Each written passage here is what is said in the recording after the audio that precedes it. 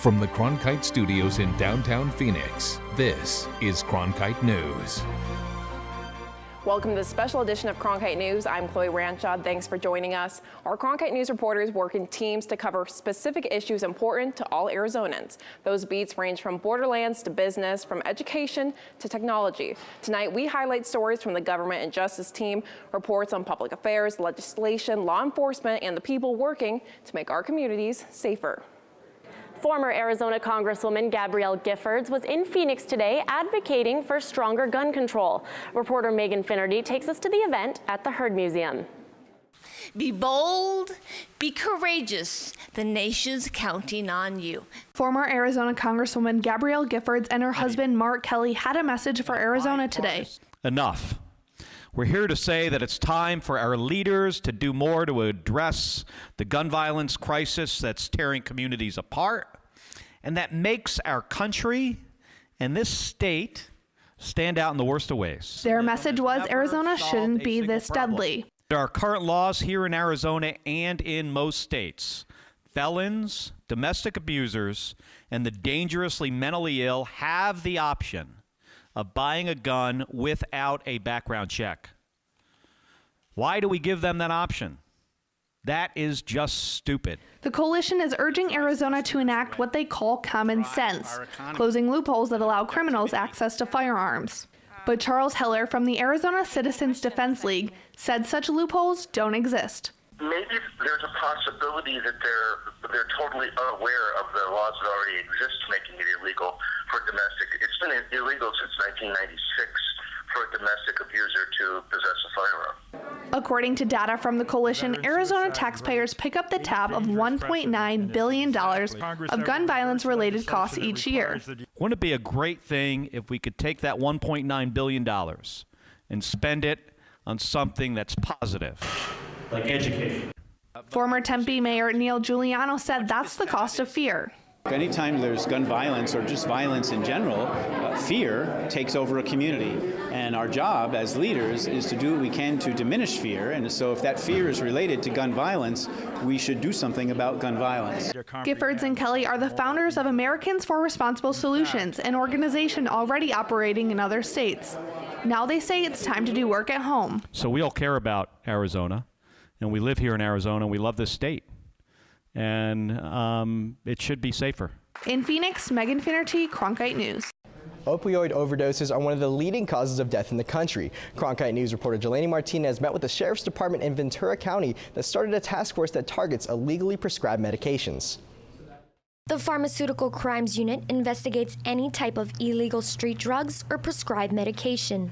Aside from the top 4 narcotics, heroin, cocaine, meth, and marijuana that Ventura County originally targeted, they needed to turn their attention to a different type of drug. But when we seen that there was a link between prescribed medications and heroin overdoses or heroin addicts, we realized that we needed to focus more on the relationship between opiate-type drugs like OxyContin.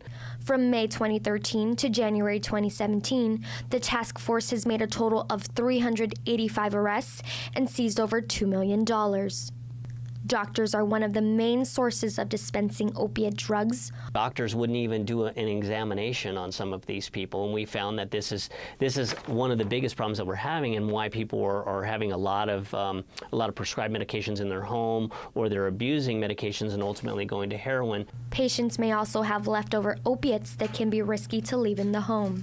We've even had cases where somebody would take their own Ritalin or Adderall, and what they would do is they would sell it for $5 or more a pill to high school kids. If you do have any unused medications, you can drop it off right here at the pharmaceutical disposal bin, so check your local police department if they have one. Dr. Michael Hurt, who specializes in internal medicine and nutrition, encourages doctors to avoid drug-related deaths by addressing the potential effects of certain medications. Whatever we learn from an unfortunate incident like that helps the rest of us to be better, perhaps more careful, perhaps open the communication lines a little wider so that we prevent future tragedies. The Pharmaceutical Task Force is ultimately working to stop the epidemic and combat the transfer of legal prescriptions to the illegal market. In Ventura County, Jolani Martinez, Cronkite News. Cronkite News is dedicated to covering the opioid epidemic in Arizona and nationwide. Our documentary, Hooked RX, From Prescription to Addiction, highlighted the problem of painkillers here in our state. You can watch the documentary and find resources for getting help online at hookedrx.com. A group fighting for a religion-free government gathered at the state legislature today. Carla Liriano went to the Capitol to follow these secular activists. A sea of blue appeared on the state Capitol lawn today. Members of the Secular Coalition for Arizona gathered to advocate for what they call true religious freedom. The coalition believes that personal religious beliefs have no place in government. I believe in separation between church and state. Among them were atheists, agnostics, and even religious activists like Redeem Robinson. Now, although I have religious beliefs, I identify myself as a Christian, I just believe that when it comes to policy making, you keep your religious beliefs separate from the laws that you're trying to pass. The group spent the day touring the grounds and meeting with legislators to advocate for secular policy like death with dignity and science-based education in schools. Secular values are American values. But the Arizona Center for Public Policy believes religion does have a place in politics. It informs how we all live out our daily lives. So religion has a role in politics from the standpoint of how it guides people, how it informs people, how they look at issues of the day. Robinson says using that moral guide shouldn't blur the lines between church and state. I guess I'm more progressive Christian with more progressive thinking. In Phoenix, Carla Liriano, Cronkite News. The group also led both chambers of the legislature in secular invocations this afternoon in place of the daily prayer. 9 years after the Great Recession, U.S. unemployment is back to pre-recession numbers. Here in Arizona, we're just above the national average. Reporter Trevor Fay went out to speak with people who have firsthand knowledge of unemployment in Arizona. This is the Department of Economic Security, where people like Ashley Nunn come to get assistance. I am applying for cash, well, not a cash assistance, medical assistance and food stamps, and that's because I have lost my job and I need some sort of help right now until I'm able to get myself back on my feet. Nunn isn't alone in the unemployment line. As of January of this year, the U.S. unemployment rate stands at 4.8%, while Arizona's is at 5%. Doug Walls, research administrator for the Office of Economic Opportunity, says we're still dealing with the impact of the recession and Arizona's housing decline. Throughout the recessionary period in Arizona, Arizona experienced much larger declines for a much larger period than the U.S. as a whole.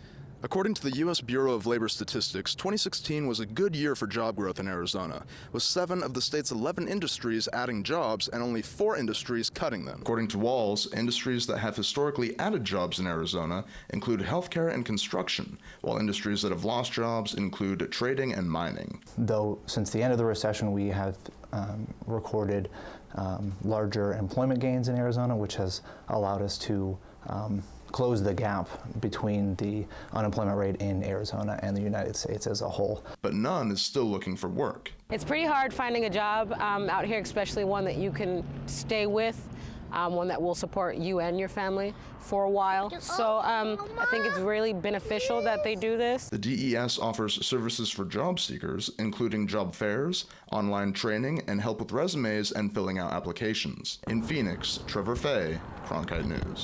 Journalists are supposed to hold those in positions of power accountable, but at the high school level, for a story to run, it often needs approval from the very administrators young journalists are tasked to keep in check. Arizona Senate Bill 1384 aims to stop censorship of student journalism.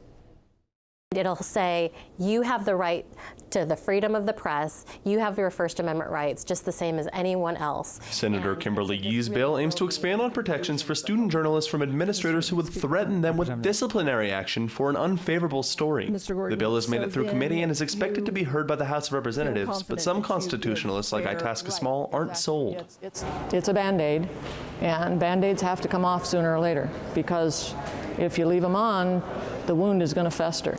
Freedom of the press is a First Amendment right, and in the U.S., prior restraint is nearly always prohibited, the exception being student media. The 1988 Supreme Court case Hazelwood v. Kumlier made a landmark decision that principals can censor anything distracting to a learning environment. This can be subjective, and 6 other states have already passed anti-Hazelwood legislation. But as it stands now, high school principals in Arizona get the last word, as journalists at Thunderbird High School learned firsthand. Thunderbird isn't the only school to practice their right to prior restraint, but they're perhaps one of the more infamous in the Valley. In 2010, a group of student journalists won a Courage Award for scholastic journalism for going up against their school. Those students appealed, and eventually the district agreed to publish a story that was critical of mandated teacher performance tests. 7 years later, Thunderbird junior Eric Brock is working with Lee to pass this bill. Brock says 2 of his stories were not published, including one on the school's mascot, the Chief. The principal asked me to provide a rewrite of the article because the original article was too inflammatory. The article was rewritten and presented to the principal and left unpublished. Brock went on to file a formal complaint about the article's handling. He met with the district superintendent on Wednesday and is working with him to get it published by the next issue. Thunderbird wouldn't allow Cronkite News on campus, but Brock agreed to an interview to describe his principal's reaction. She asked me, why did you give me this complaint?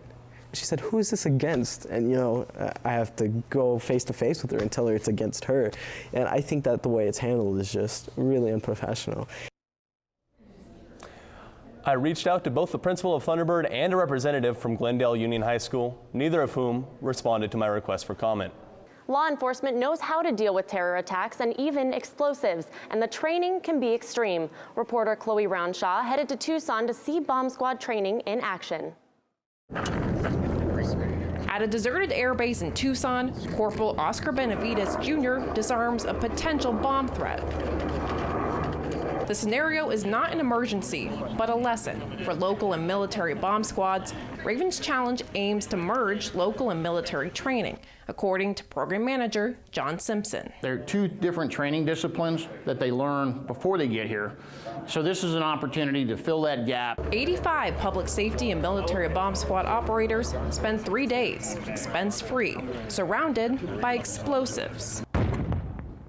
That was a half a pound of explosives. They're improving emergency skills and learning new technology, including the growing threat of unmanned aerial vehicles. Trainer Michael Newell designed this plane crash scenario to simulate a threat aimed to injure responders. They're figuring stuff out on the spot, and they're going to take these procedures, spread this information out, and hopefully we'll be able to write some standard procedures for this stuff. All it took to send this car up into flames was about a half a pound of TNT. That equates to just half this bottle. Smaller scale tests like these prepare the operators for larger threats, like when a car is holding not just half a pound, but 500 pounds of explosives. If the bomb squads and the military EOD folks leave here at the end of the day knowing more about how to operate in a hazardous environment than they did when they got here this morning, we're successful. Simpson can't connect Ravens Challenge with success in current events, but the program reaches 80% of operators in the U.S.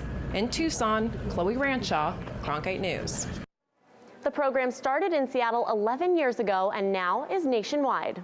Despite the wishes of the federal government, several cities in California have taken measures to promote immigrant-friendly communities. Some supported the Sanctuary City movement in Phoenix, but the measure ultimately failed. But in California, one state senator is going even further, proposing a law to protect immigrants statewide. Cronkite News reporter Lauren Negrete joins us to explain. Lauren? Nearly 2 million undocumented immigrants live in California. That's actually a quarter of the nation's total, according to the Public Policy Institute of California. And State Senator Kevin De Leon says that his bill would protect those law-abiding citizens, even if that's going against President Trump's executive order. In the heart of downtown Los Angeles, Senate President Kevin De Leon is hard at work as his proposed bill goes through the legislative process. Senate Bill 54 is the California Values Act.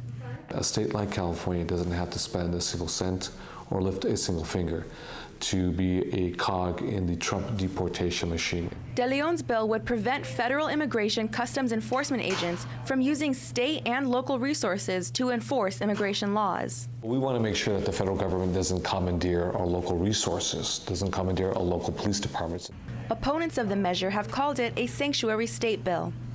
But De Leon argues the trust between law enforcement and Hispanic communities depends upon separating ICE agents and California officers. The real concern is the unintended consequences of that breakdown in trust between local police and the immigrant communities, the breakdown in communication between local, state, and federal law enforcement agencies. McDonald told Cronkite News that today ICE agents can interview undocumented immigrants in police custody, and he fears SB 54 would change the role of law enforcement.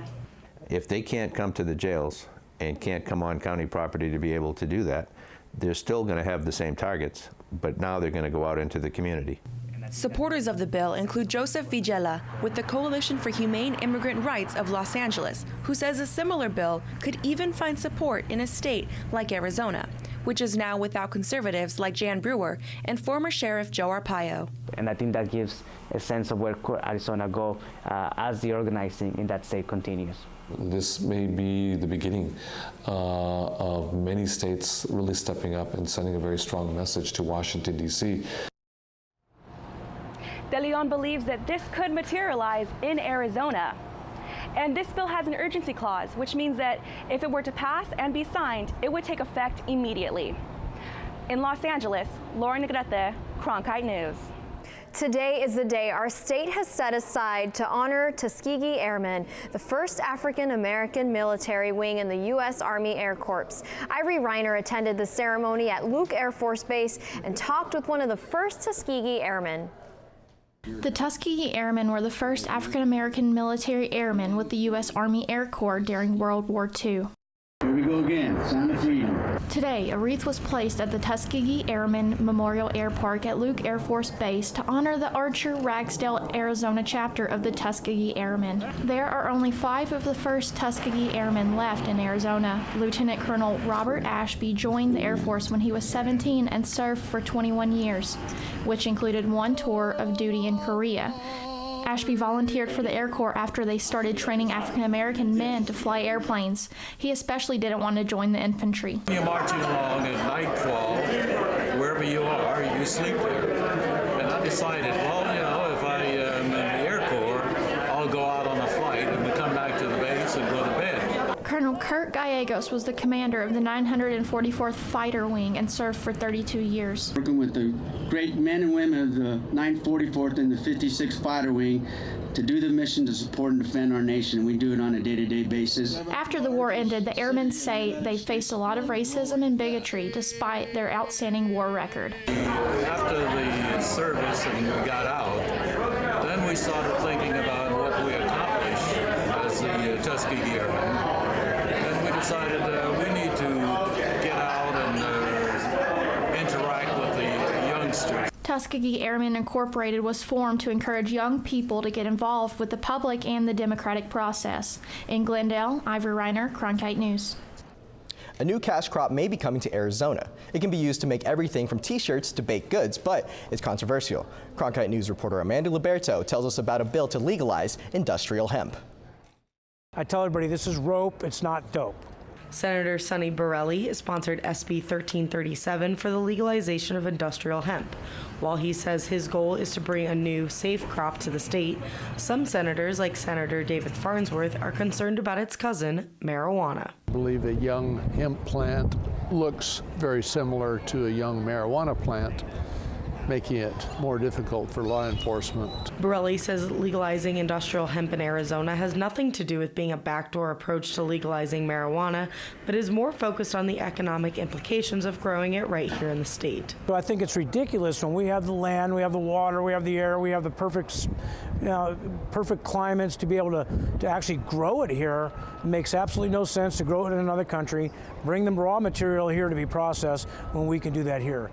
He says that some of the benefits would be that industrial hemp takes less water to grow than one of Arizona's 5 C's, cotton, and is a cash crop that can get up to 8 cuttings a year. SB 1337 for the legalization of industrial hemp makes its final way into the House of Representatives. It seems there are still some questions as to if it will be beneficial or not. Paul Ollerton has been growing cotton on his farm in Casa Grande, Arizona. He welcomes the idea of a new crop to grow, but he questions how well hemp might do here. I'm not going to dispute the fact that it might use less water, but we just don't know because nobody's done any experimenting with it here in the state of Arizona. Ollerton says that the soil and climate in Arizona is much different than the other parts of the country that grow hemp legally. And in the end, you're always at the mercy of Mother Nature. In Phoenix, Amanda Luberto, Cronkite News. Senate Majority Leader Kimberly Yee's office says they do not expect the bill to make it to the House floor later this week. Another safety concern being addressed by the city of Phoenix today, issues on our hiking trails. So far this year, there have been dozens of mountain rescues in Phoenix. Cronkite News reporter McKenna Delgarno shows us how fire crews rescue those in dangerous situations. As flowers blossom and temperatures reach the mid-70s, it's a perfect time of year to hike here in Arizona. But what happens when that hike doesn't end well? Our stats are through March 20th, and so far, just in the city of Phoenix alone, we've had 77 mountain rescue dispatches. Phoenix Fire, Police, and the Parks and Rec Department teamed up today to show the public just what's involved. Jake Van Hook from the Phoenix Fire Department says that rescues can be made by foot, car, or even air. If the only way to get them down the mountain is with the helicopter, then we do. Paul Apolinar, the chief pilot for Phoenix Police, says if you need help, call right away. You get hurt on a mountain and you need to get taken off, we can get you off the mountain into an ambulance and on the way to the hospital in about 18 minutes. The first hiking-related death of the year happened last week. Park Ranger Mark Sirota says that a man exceeded his limits on the trails, became dehydrated, and then eventually died. Unfortunately, many of them are from out of town, and some are from in town that just haven't hiked the trail in many years. One mistake hikers make is by going off the trails. The Parks Department says, know your abilities, and if you are halfway through your water, it's time to head back. Sirota says it's also important to know what to wear. A hat, sunglasses, lip balm, sunscreen, maybe a long sleeve shirt. Flip-flops are a no-no. A boot, a shoe, whatever you need to do that particular trail. Each trail has a level of difficulty that hikers must be aware of, and it's posted at the start. In Phoenix, McKenna Delgarno, Cronkite News. Last year, there were a total of 279 mountain rescues in Phoenix. He's used to calling plays on the football field, and now he's calling you to volunteer. Arizona Cardinals coach Bruce Arians is launching a new campaign to support Arizona's foster children. Ivory Reiner tells us about his partnership with the court-appointed Special Advocate Association. Is there anyone to speak on Johnny's behalf? Then I have no choice but to declare. Hold up, you can't make that call. Arizona Cardinals coach Bruce Arians is going beyond the goalposts, issuing the Red Flag Challenge to the public. He wants at least 100 people to volunteer to help Arizona's more than 17,000 foster children through CASA. Winning football games is important to keep my job. This is way more important to me personally. The court-appointed Special Advocates program gives abused and neglected children an adult who is on their side to help them through the legal system. Arians joined because of his wife Christine's involvement through the years. I just loved the idea that every child that was assigned to me as a CASA, I could help.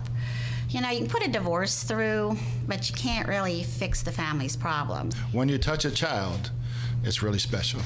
Bruce is encouraging the seniors out there to volunteer. You can only play as much golf as you can. I know, all right? If you're retired in the Valley, you have so much to give. In Tempe, Ivory Reiner, Cronkite News. A new report released by the Governor's Highway Safety Association found that pedestrian deaths are on the rise. Reporter Natalie Tarangoli found out why Arizona has some surprising statistics. Next time you cross the street, you might want to look both ways and then both ways again. Nationwide, nearly 6,000 people were killed by cars in 2016.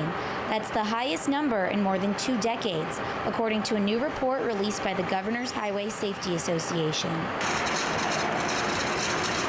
Kevin Isherwood wasn't surprised that Arizona has the 3rd highest rate for pedestrian deaths. His downtown Phoenix hot dog stand gives him a close view of a busy intersection. I think most of the accidents would be caused if the pedestrians weren't paying as much attention as they were.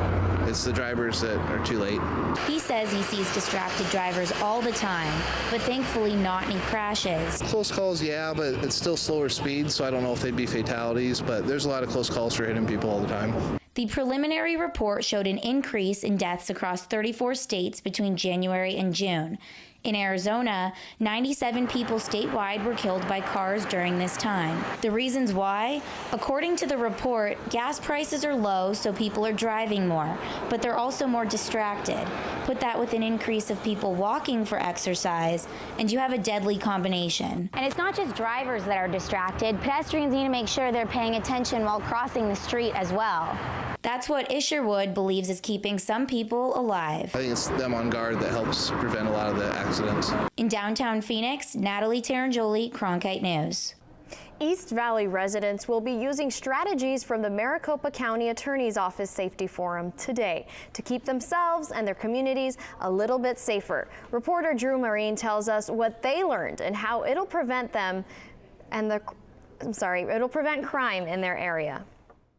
What we need is as many eyes and ears as we can get out there to hopefully steer us in the right direction. Residents from Mesa, Tempe, and even Apache Junction had the opportunity to network with Mesa Police Department, the Maricopa County Attorney's Office, and the Arizona Automobile Theft Authority to talk about public and personal safety. One neighborhood block watch member in Mesa, Wayne Shute, says that he believes every community should be involved in a block watch, whether it's putting up a sign or having a group of community members monitoring your area. If you don't have people paying attention and watching, you're going to lose that precious resource from people who are right there on the scene and to protect their own neighborhoods. Shute says the main takeaway he thinks everyone should know is the important reminder reiterated today to take your keys, remove your valuables, and lock your car when leaving your vehicle unattended. And crime prevention officer Patty Gallagher would agree. They see your purse laying in there, they're gonna hit that window, pop it open, grab the purse and be gone, walking down the street before you even know that it's happened. In Mesa, Drew Marine, Cronkite News. Thanks for joining us for this special edition of Cronkite News. For more multimedia coverage, go to cronkitenews.azpbs.org and click on the Government and Justice tabs. Become a news source for the Arizona PBS Public Insight Network. Your ideas and insights can help us create relevant and distinctive reporting. Join now at azpbs.org/pin.